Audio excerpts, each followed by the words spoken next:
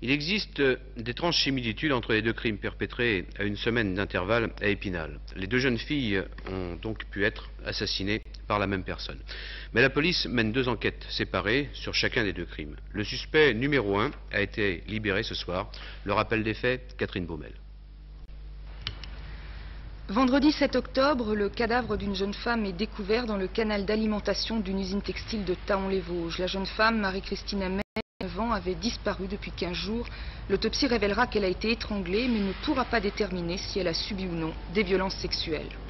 Mercredi 12 octobre, un deuxième cadavre est découvert sur les rives de la Moselle, à hauteur du club de canoë-kayak de Golbet. Là aussi, le corps est retrouvé nu. Il s'agit d'une adolescente de 17 ans, Emmanuelle Laubert, qui avait disparu depuis plusieurs jours.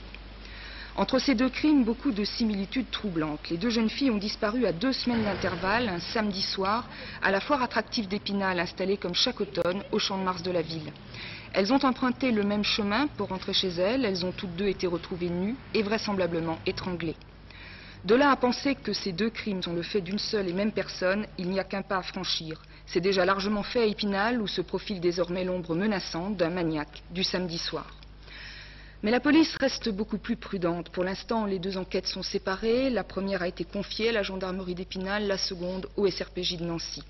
Le suspect numéro 1, ami intime de la première victime, interpellé et placé en garde à vue, a été finalement relâché aujourd'hui. Les présomptions qui pesaient sur lui se sont amoindries. D'autre part, il ne pouvait être impliqué dans le deuxième crime, étant déjà en garde à vue au moment où il a été commis. L'enquête repart donc à zéro, mais on attend maintenant les résultats de l'autopsie de la deuxième victime, pratiquée en ce moment même à Nancy. On saura alors seulement si ces deux affaires sont véritablement liées et si Emmanuelle Laubert et Marie-Christine Amet ont été victimes du même criminel.